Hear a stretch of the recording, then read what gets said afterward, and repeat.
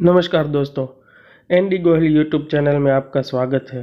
तो दोस्तों, आज हम कक्षा 9 इकाई 13 नीति के दोहे के स्वाध्याय के प्रश्नोत्तर के विषय में जानकारी प्राप्त करेंगे और उसके जवाबों को भी देखेंगे। तो दोस्तों, अगर अभी तक आपने इस चैनल को सब्सक्राइब नहीं किया है तो तुरंत इस चैनल को सब्सक्राइब कीजिए और इस वीडियो को ज़्यादा से ज़्यादा शेयर और लाइक कीजिए। मुख्य प्रश्न 1, निम्नलिखित प्रश्नों के उत्तर एक एक वाक्य में लिखिए। तो उसमें पहला प्रश्न है, रहीम के अनुसार संपत्ति का महत्व क्या है?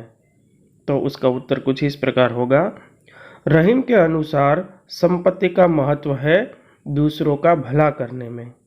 दूसरा प्रश्न है, छोटों का तिरस्कार क्यों नहीं करना चाहिए? उत्तर, छोटों का तिरस्कार इसलिए नहीं करना चाहिए कि जो काम छोटे कर सकते हैं वह काम बड़े नहीं कर सकते। तीसरा सवाल, सुई का काम कौन नहीं कर सकता? उत्तर है, सुई का काम तलवार नहीं कर सकती। चौथा सवाल है, उत्तम प्रकृति का क्या लक्षण है?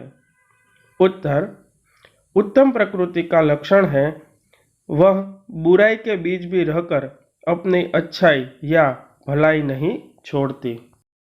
दोस्तों, हमारे पाठ्य पुस्तक में जो प्रश्न नंबर 5 दिया गया है, सी से क्यों नहीं चाहिए, यह प्रश्न इस काव्य या दोहों के साथ सुसंगत नहीं है, इसलिए हमने इसका जवाब नहीं दिया है। अब हम देखते हैं प्रश्न नंबर 6, मांगने के बारे में रहीम क्या कहते हैं? उत्तर, रहीम जी कहते हैं कि मांगना मृत्यु के समान है, अर्थात हम जब किसी से कुछ मांगते हैं तो हम मरे हुए के समान कहलाते हैं।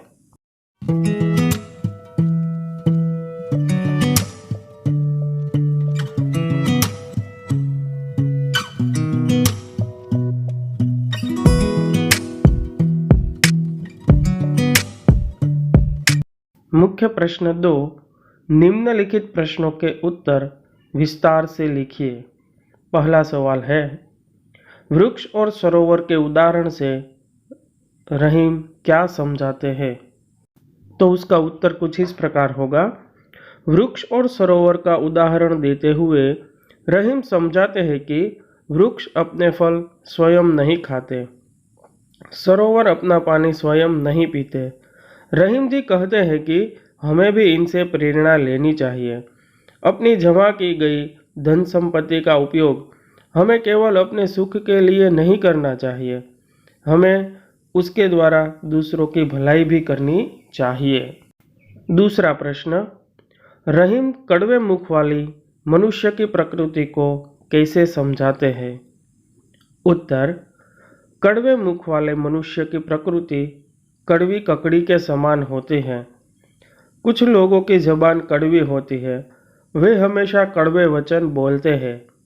वे यह नहीं सोचते कि उनकी कड़वी वाणी सुनने वालों को कितनी चोट पहुंचती है। ऐसे लोगों का मुंह कड़वी ककड़ी के मुंह के समान होता है। कटु वाणी बोलकर दूसरे के दिल को चोट पहुंचाना अपराध है, इसलिए ककड़ी का मुंह काटकर उस पर नमक लगाने जैसी सज़ा ककड़ी को दी जाती है, वैसी ही सज़ा इन कड़वी जबान वालों को भी देनी चाहिए।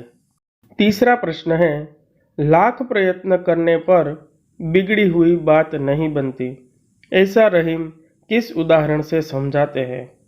तो उसका उत्तर है, किसी कारण से बात बिगड़ जाए तो उसे सुधारना बड़ा मुश्किल होता है। इसे समझाने के लिए रहीम जी फटे हुए दूध का उदाहरण देते हैं। फटे हुए दूध से जमाए गए दही में मक्खन बनाने की शक्ति समाप्त हो जाती है, फिर उससे कितना भी मथा जाए उसमें से मक्खन नहीं निकलता। रहीम जी कहते हैं कि बिगड़ी हुई बात फटे हुए दूध के जैसी होती है, उसे सुधारने के लिए कितने भी प्रयत्न किए जाए वह सुधर नहीं पाती। मुख्य प्रश्न 3, आशय स्पष्ट कीजिए। तो दोस्तों, यहाँ पर हमें 2 काव्य पंक्तियाँ दी गई है जिनका हमें आशय स्पष्ट करना है, मतलब कि उसमें क्या भाव निहित है वह दर्शाना है।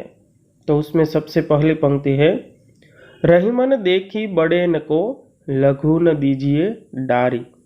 तो उसका आशय कुछ इस प्रकार हो सकता है, लोग प्रायः बड़ों को महत्व देते हैं। समाज में धनी मानी लोगों को आदर सम्मान दिया जाता है, गरीबों की उपेक्षा करते हैं। उपयोगिता की दृष्टि में देखें तो गरीब लोगों का काम भी कम महत्व का नहीं होता। किसान, मजदूर तथा छोटे काम करने वाले जो देश की बहुमूल्य सेवा करते हैं वह ऊंचे पद वाले नहीं कर पाते। इसलिए हमें बड़े लोगों को मान समय देते समय निम्न स्तर के लोगों की उपेक्षा नहीं करनी चाहिए। दूसरा है, चंदन विष व्यापत नहीं लिपटे रहत भुजंग। तो उसमें कुछ इस प्रकार हो सकता है अर्थ, चंदन के पेड़ पर सांप लिपटे रहते हैं, इसके बावजूद चंदन का पेड़ सांपों के विष को ग्रहण नहीं करता। सांपों के संग से उसकी सुगंध में कोई अंतर नहीं पड़ता। इसी प्रकार उत्तम स्वभाव के लोग बुरी संगति में रहकर भी उससे प्रभावित नहीं होते। वे अपनों गुणों से अपराधियों को प्रभावित करके उनका जीवन बदल देते हैं।